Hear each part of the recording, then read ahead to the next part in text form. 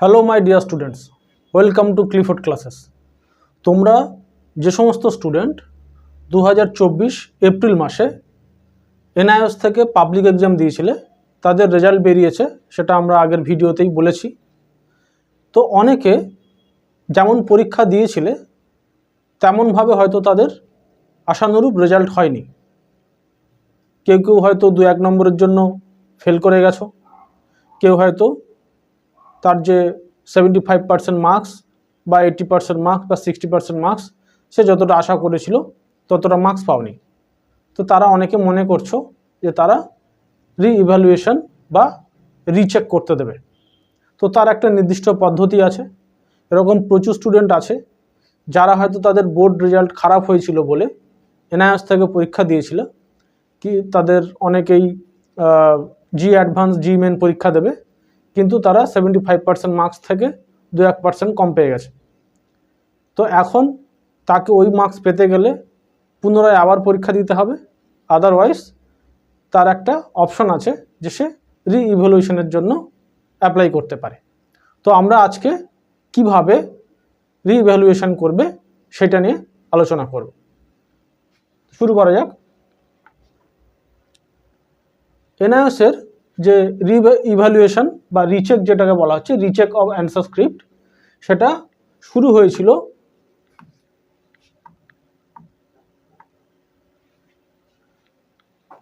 April May মাস। যে April মের যে পাবলিক এক্সাম 2010 সালে, সেই 2010 সালের পাবলিক এক্সাম, যেটা এপ্রিল মে মাসের যে ব্লক 1 স্ট্রিম 1-এর যে পাবলিক এক্সাম হয়েছিল, সেখানেই প্রথম এই রিইভ্যালুয়েশনের সিস্টেম দেওয়া হয়েছিল। এবং কেবলমাত্র সিনিয়র সেকেন্ডারি অর্থাৎ যারা ক্লাস 12-এর পরীক্ষা দিয়েছো তারাই কিন্তু এই ফেসিলিটি পাবে, ক্লাস 10-এর স্টুডেন্টরা কিন্তু এই ফেসিলিটি পাবে না। ঠিক আছে। ফি কি আছে না, পার সাবজেক্ট 800 টাকা। যদি তুমি পাবলিক এক্সাম দিয়ে থাকো তাহলে পার সাবজেক্ট 800 টাকা। আর যারা অন ডিমান্ড এক্সাম দেওয়ার পরে এভালুয়েশন করতে দেয় তাদের হচ্ছে 1000 টাকা পার সাবজেক্ট পড়ে। ঠিক আছে। তাহলে এটা প্রথম 2010 সালে হচ্ছে শুরু হয়েছিল। আর 800 টাকা হচ্ছে পার সাবজেক্টের ফি। পাবলিক এক্সাম যারা এই 24 এপ্রিলে দিয়েছো তারা যদি ফর্ম ফিল আপ করো তাহলে পার সাবজেক্ট 800 টাকা। ঠিক আছে। এবারে কি মোটামুটি নিয়ম হচ্ছে যে ধরো যদি তুমি 5%-এর বেশি নম্বর পাও, অর্থাৎ তুমি রিইভ্যালুয়েশন করতে দিয়েছো এবং তোমার যে নম্বর সেটা 5%-এর বেশি এসছে, তাহলেই সেই মার্কসটা কিন্তু তোমার মার্কশিটে অ্যাড হবে। যদি তোমার যে পার্সেন্টেজ তুমি পেয়েছো তার 5%-এর কম নম্বর তুমি পাও, ঠিক আছে, অর্থাৎ যে মার্কস তোমার আছে তার 5%-এর কম তোমার মার্কস আসে, তাহলে কিন্তু তোমার ওটা অ্যাড হবে না। ঠিক আছে। যদি তার বেশি নম্বর পাও তাহলেই কিন্তু পার্সেন্টেজে এই যে তোমার যে মার্কশিট তাতে নম্বর যোগ হবে। ঠিক আছে। আর যে ফর্ম তোমার যেটা ফিল আপ করতে হবে সেটা নিজের হাতে, নিজের যে হ্যান্ড রাইটিং তাতেই ফিল আপ করতে হবে, অন্য কেউ ফিল আপ করে দিলে হবে না। ঠিক আছে। তুমি যে অরিজিনাল মার্কস এই মুহূর্তে তোমার মার্কশিটে আছে, সেই অরিজিনাল মার্কসের থেকে যদি তুমি কম মার্কস পাও, ধরো তুমি রিইভ্যালুয়েশন করতে দিলে, এখন দেখা যাচ্ছে তোমার পাবলিক এক্সামে যে তুমি পরীক্ষা দিয়েছিলে তাতে হয়তো তোমার কিছু মার্কস গ্রেস মার্কস দেওয়া ছিল। এখন যখন তুমি রিইভ্যালুয়েশন করতে দিয়েছো তাহলে খুব ভালো করে খাতা পুনরায় চেক করা হবে, তাতে দেখা যাচ্ছে তুমি যে অরিজিনাল মার্কস তুমি আগে পেয়েছিলে পাবলিক এক্সামে তার থেকেও তোমার মার্কস কমে গেল, তাহলে কিন্তু তোমার নম্বর কমিয়ে দেওয়া হবে না, তোমার মার্কশিটে যা মার্কস আছে সেটাই রাখা হবে। যদি তার চেয়ে কম চলে আসে সেই সাবজেক্টে তাহলে কিন্তু নম্বর কমানো হবে না, যা ছিল সেটাই রাখা হবে। ঠিক আছে।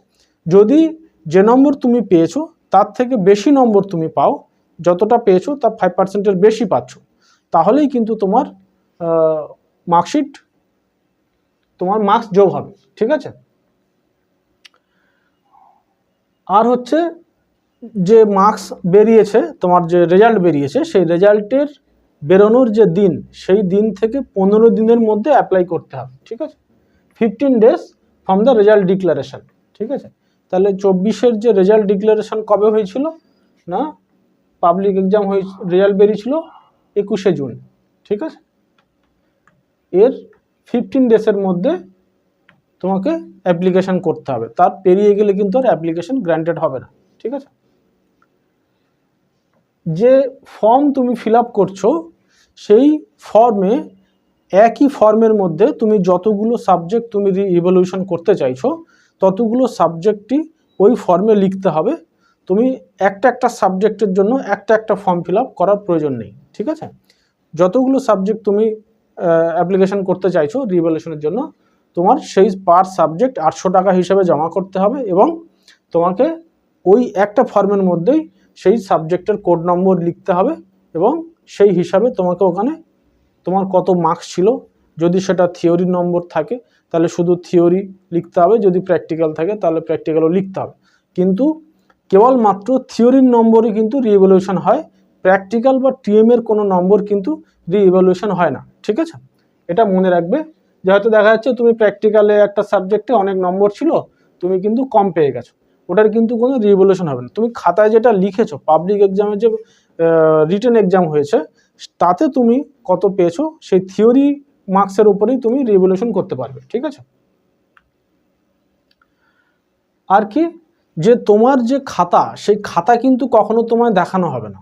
যেমন আমাদের বোর্ড এক্সামের ক্ষেত্রে কি হয়, অনেক স্টুডেন্ট সে কনফিডেন্ট থাকে যে সে ভালো পরীক্ষা দিয়েছিল কিন্তু মার্কস কম এসছে, তো সেজন্য সে অনেকে কোর্টে কেস করে এবং সেই কেস করার পরে তাকে কিন্তু খাতা দেখাতে বাধ্য হতে হয় বোর্ডকে। ঠিক আছে, এখানে কিন্তু এরকম কোনো সিস্টেম নেই, তুমি কোনো রকমই মামলা মোকদ্দমায় যেতে পারবে না।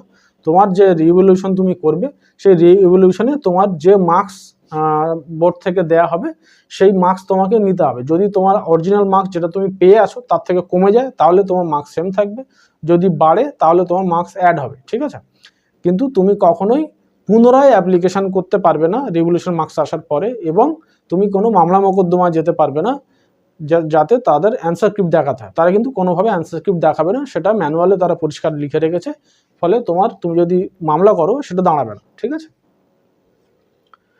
আচ্ছা তোমার যে তুমি অ্যাপ্লিকেশনটা করছো সেই অ্যাপ্লিকেশনের থেকে তোমার উইদিন 60 ডেজ অর্থাৎ 60 দিনের মধ্যে তোমার সাথে বোর্ড থেকে যোগাযোগ করা হবে, তোমার ওই রিইভ্যালুয়েশন রিলেটেড তোমার ইনফরমেশন তোমার কাছে আসবে। ঠিক আছে, সেটা চিঠি হিসেবে আসতে পারে, তুমি যে মেল আইডি দেবে সেই মেলে আসতে পারে। ঠিক আছে, তোমার 60 দিনের মধ্যে খাতা দেখে রেজাল্ট চলে আসবে এটা বলা হচ্ছে না, তাদের তরফে কোনো রকমভাবে তোমার সাথে যোগাযোগ করা হতে পারে। ঠিক আছে, সেটা কিভাবে যোগাযোগ করা, হয়তো তারা মনে করছে যে তুমি হয়তো যদি একটা সাবজেক্ট দাও হয়তো তাদের দুটো খাতা দেখা হয়ে গেল, তখন তোমাকে হয়তো বলা হলো যে তুমি তোমার যে মার্কশিট আছে সেটা জমা করো, তখন তোমাকে অরিজিনাল মার্কশিট জমা করতে হবে। ঠিক আছে, ওল্ড মার্কশিট তোমার সাবমিট করতে হবে। ঠিক আছে, কোথায় সাবমিট করবে না, তোমার রিজিওনাল সেন্টারে সাবমিট করতে হবে। ঠিক আছে, সেকেন্ডারির ক্ষেত্রে কিন্তু কোনো রকম রিইভ্যালুয়েশন নেই, যেটা আমি প্রথমেই বললাম, ফ্যাসিলিটি নেই। তো যারা কেবলমাত্র ক্লাস 12 অর্থাৎ সিনিয়র সেকেন্ডারি স্টুডেন্ট এনআইওএস থেকে এই যে পাবলিক এক্সাম হয়েছে সেই পাবলিক এক্সামে পরীক্ষা দিয়েছো, মার্কস আশানুরূপ আসেনি, তারা মনে করছো যে তারা মার্কস পেতে পারো।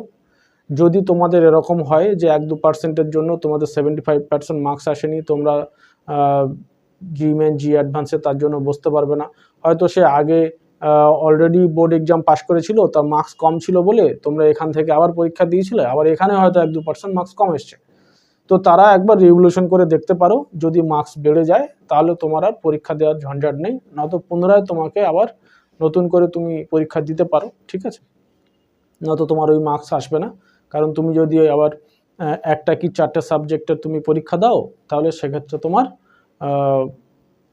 যেটা আপগ্রেডেশনে তোমার 2টো মার্কশিট হয়ে যাবে। ঠিক আছে, তো সেক্ষেত্রে তুমি একবার রিইভ্যালুয়েশনে দিতে পারো, তোমার খাতা রিচেক করা হবে, যদি তোমার মার্কস বাড়ে তাহলে মার্কস দিয়ে দেওয়া হবে। ঠিক আছে, সচরাচর মার্কস চেষ্টা করা হয় যদি 1-2% বা 2-4 নম্বরের জন্য নম্বর বাড়ে তাহলে বাড়িয়ে দেওয়ার। ঠিক আছে, এটা দিয়ে দেওয়া হয়, দিয়ে একটা পার্সেন্টেজ ঠিক করে দেওয়া হয়। ঠিক আছে, যদি এই সংক্রান্ত কোনো জিজ্ঞাসা থাকে তাহলে আমাদের যে হেল্পলাইন নম্বর আছে এই হেল্পলাইন নম্বরে তোমরা ফোন করতে পারো, ঠিক আছে। আর ফর্মটা আমি একবার দেখিয়ে দিচ্ছি, যে রি-ইভ্যালুয়েশন ফর্ম সেটা কীভাবে ফিল আপ করতে হবে সেটা আমি একবার দেখিয়ে দিচ্ছি। এছাড়া আমরা এই ভিডিওর নিচে লিঙ্কে ফর্মের লিঙ্কটাও দিয়ে দেবো।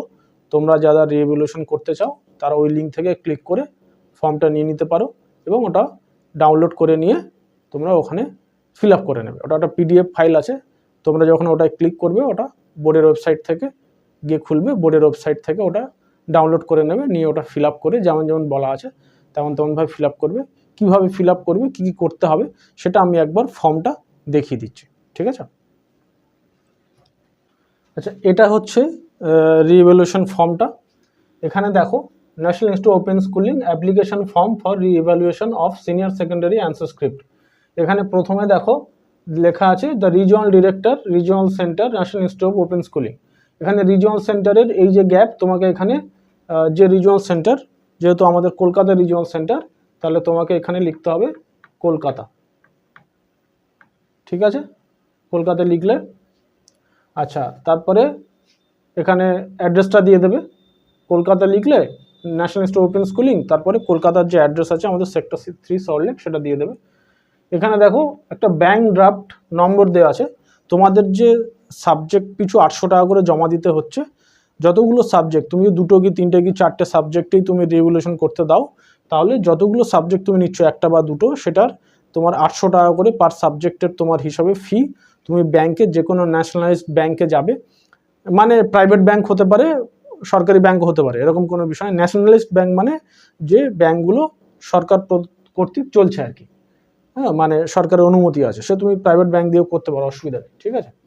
চেষ্টা করবে যে কোনো সরকারি ব্যাংক হলে ভালো হয়, ঠিক আছে। তো ডিমান্ড ড্রাফট যে নম্বর, সেই ডিমান্ড ড্রাফটের একটা নম্বর তোমাকে এখানে করতে হবে, অর্থাৎ তোমাকে একটা ড্রাফট বানাতে হবে। ডিমান্ড ড্রাফট, যে টাকাটা তুমি পে করছো সেটা তুমি ব্যাংকে যাবে, গিয়ে বলবে যে আমি এত টাকার একটা ড্রাফট বানাতে চাই। তো তারা একটা ফিস নেবে, নিয়ে তোমার যে টাকাটা হচ্ছে, যদি তুমি 2টো সাবজেক্ট করো তাহলে 1600 টাকা হচ্ছে, সেই 1600 টাকার একটা ড্রাফট তারা বানিয়ে দেবে। সেই ড্রাফটের যে নম্বর আছে সেটা তোমাকে এখানে নম্বরটা লিখতে হবে, ঠিক আছে। ডেট লিখবে, যেদিনের ড্রাফটটা বানিয়েছো সেদিনের ডেট লিখবে। টোটাল যে টাকাটা হচ্ছে সেই অ্যামাউন্ট এখানে কত হচ্ছে সেটা লিখবে, ঠিক আছে। Name of the bank and place, ব্যাংকের নাম কি আসছে লিখবে, ঠিক আছে, ব্যাংক নেম। আর হচ্ছে ব্যাংকের প্লেস মানে হচ্ছে কেবলমাত্র জায়গা ছোট আছে, ফলে তোমাকে কেবলমাত্র মেন যে জায়গা, যদি তুমি কলকাতা হও তাহলে কলকাতা, যদি শিলিগুড়ি হয় তাহলে শিলিগুড়ি, মেন সিটি যেটা আছে বা মেন যে ব্যাংকে যে জায়গায় অবস্থিত সেটা লিখবে, যাতে সেটা বোঝায় যে ব্যাংকটা ওই জায়গায় রয়েছে, ঠিক আছে। তো সেই ব্যাংকে যে প্লেসে আছে, মানে সেই নির্দিষ্ট ব্যাংকের জায়গা যেটা, মানে অর্থাৎ উমুক ব্রাঞ্চ, সেই যে ব্রাঞ্চের যে জায়গার নাম সেটা লিখবে, ঠিক আছে। প্রসেসিং ফি 800 টাকা per subject. Favour of secretary, national institute open schooling, payable at, এটাতেও কলকাতা লিখবে, ঠিক আছে। পেয়েবল অ্যাট, তুমি যে এটা করছো, যে ড্রাফটটা বানাচ্ছ, তাতে পেয়েবল অ্যাট কলকাতা লিখবে, ঠিক আছে।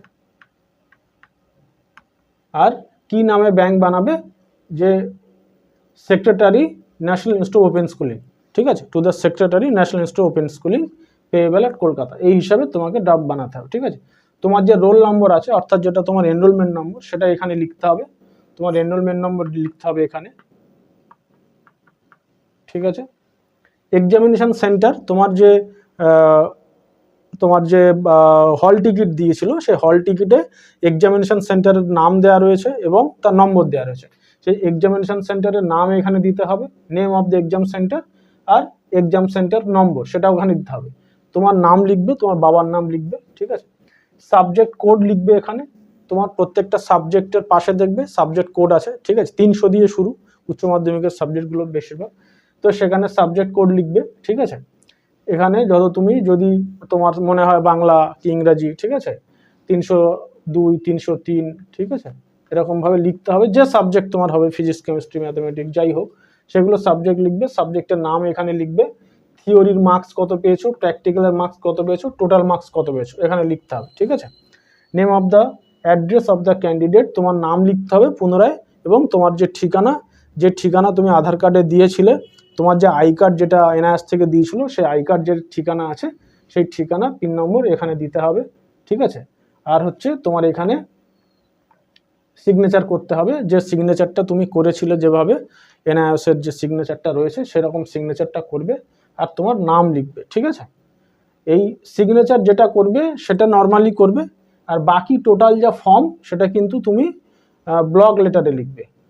Form must be field in block letters only, ঠিক আছে। তো এই হচ্ছে ফর্ম, এই জায়গাগুলো ফিল আপ করতে হবে, করে এই ফর্মটার সাথে তোমার যে ব্যাংক ড্রাফট তুমি বানিয়েছো সেই ব্যাংক ড্রাফট আর হচ্ছে এই ফর্মটা নিয়ে তুমি এনআইএসের যে দপ্তর রয়েছে সেই এনআইএসের যে আমাদের রিজিওনাল সেন্টার সেখানে তুমি পাঠিয়ে দেবে, ঠিক আছে।